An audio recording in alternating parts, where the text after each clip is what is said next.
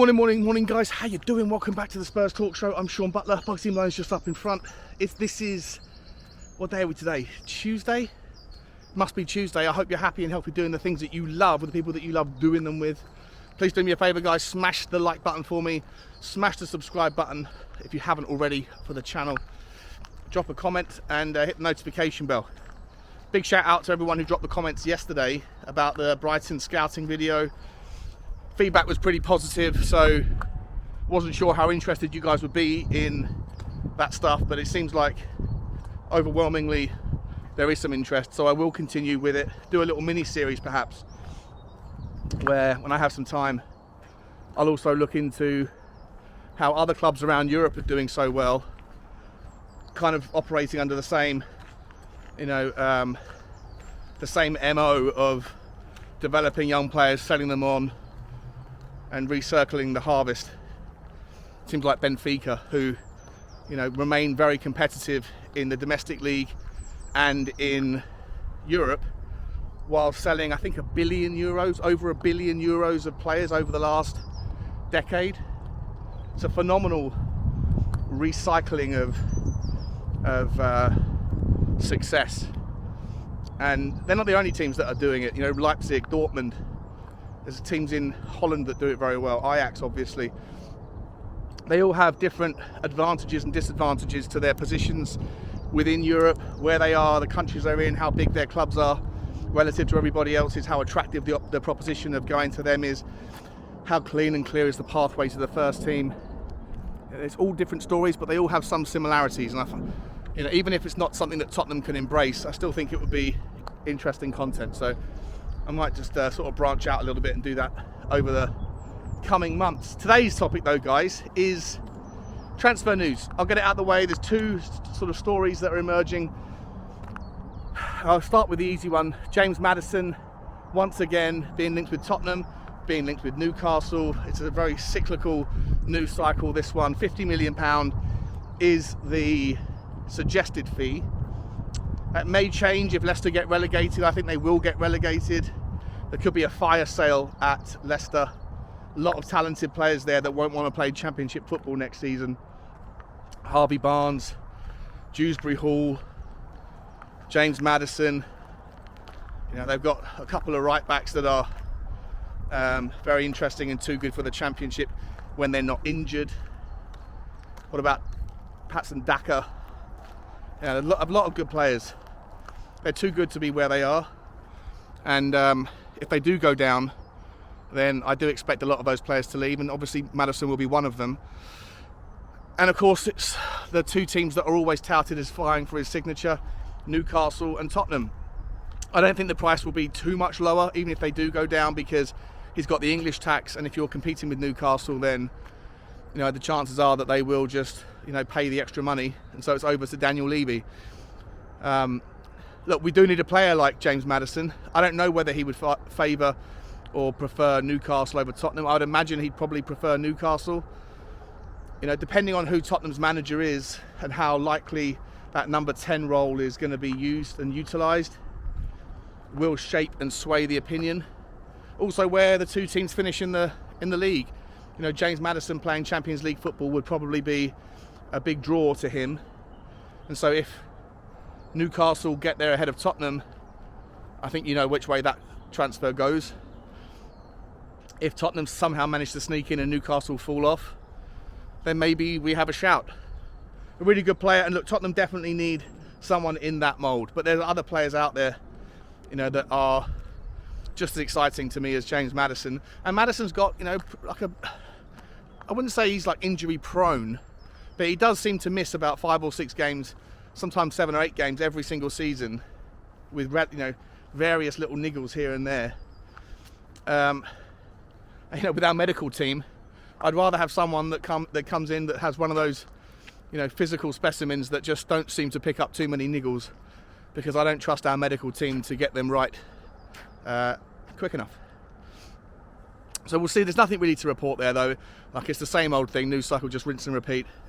As I say, could go either way. I'd say that Maddison is probably Newcastle bound. But that's interesting that there is a hole there that needs to be filled, and that Maddison is the guy that at least last week, people were saying Tottenham were the favourites to get. Another hole that absolutely needs to be cleared up, guys, or filled in very quickly, is the goalkeeper role. And today, Tottenham have been linked, once again, with Alex Meret. Napoli goalkeeper. I think he's only conceded 27 goals in like 35 games this season, 17 clean sheets. Again, I could be slightly wrong. I'll correct it if I'm wrong with the little text type over the face here of the video. Look, you can make the argument, why would he want to leave Napoli? But I don't think he's on very high wages. He could double his money by going to the Premier League where all the money is. I think there'll be a queue of teams that will knock on the door in the summer to ask Spalletti what is the price at which you're willing to cash in on him.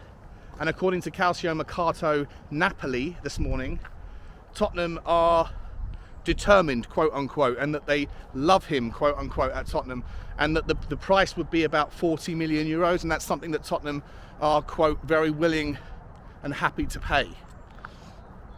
Calcio Mercato, look guys, they're kind of clickbaity. They link every player to every club all the time. So I'm not basing it off of them. But this season, I think I've done 2 or 3 videos on Meret.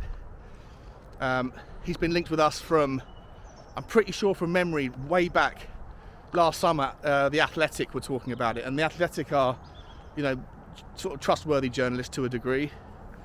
You also have, I'm sure Football London did an article on them. Team Talk, although that's just an aggregator. And I seem to remember either The Guardian or The Telegraph doing it as well. So there has been kind of more credible links than Calcio Mercato to Alex Meret. And you know, he's going to be costing about the same amount of money as David Raya from Brentford, who, once again, Tottenham are linked with, and apparently in a 2-horse race between Tottenham and Manchester United for him. And so if those are the 2 players, the 2 goalkeepers that Tottenham have identified, then look, technically I'd be okay with either of them. David Raya would be my favourite, but they're very different styles of goalkeepers. David Raya's like 5'11", he's not big.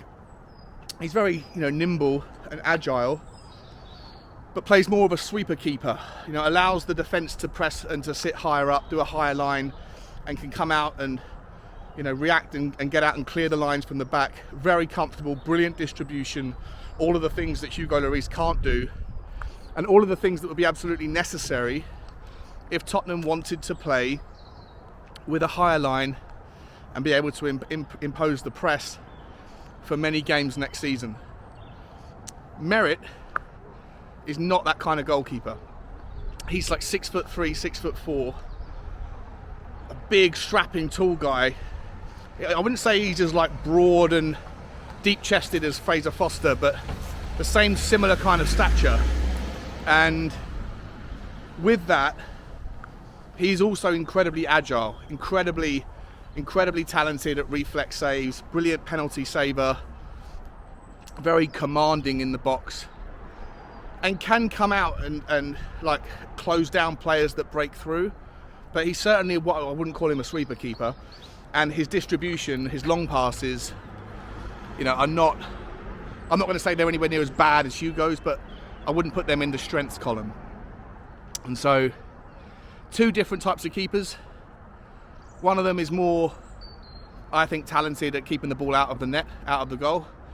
The other is more talented in my mind of being a necessary and very integral and important cog in the wheel of a team that wants to play more progressive and higher line football, that can, like I say, press and ultimately stop or limit the amount of chances that teams have to shoot, because the turnover of possession happens far further up the pitch.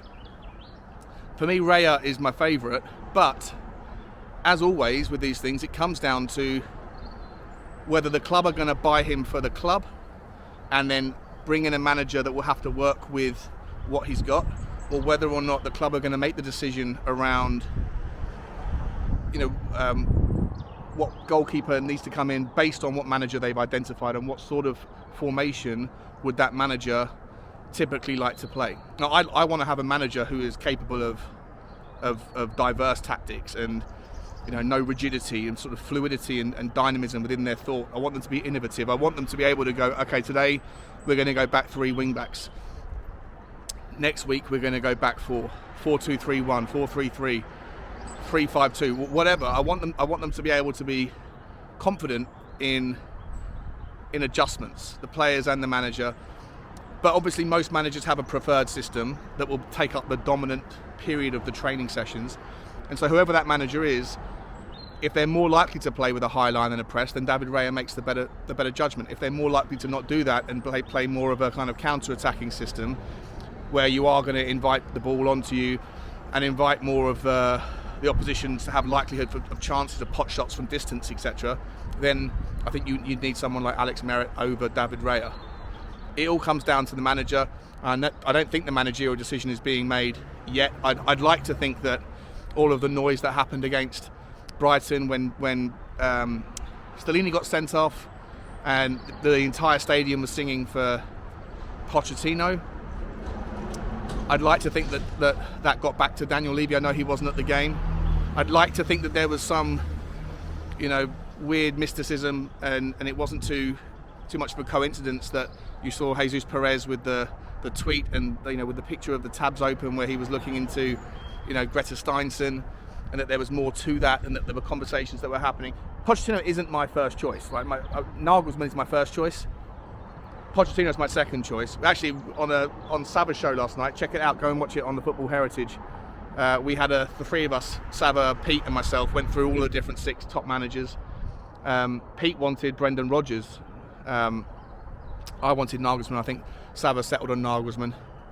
But all of this depends on who the next manager is, right? The best goalkeeper, and even James Maddison, right? How relevant would James Maddison have been in a Antonio Conte system? Well, not very if he wanted to play 3-4-3, but if he wanted to play a 3-5-2 with a 10, then he would have been brilliant. All of these decisions are going to be, you'd hope, decided in correlation with who the next manager is going to be, that you hope will last more than 18 months. But we shall wait and see, guys. There is nothing else to talk about today, so I'll leave you there. Like, share and subscribe. Have a wonderful day, and as always, guys, bye-bye.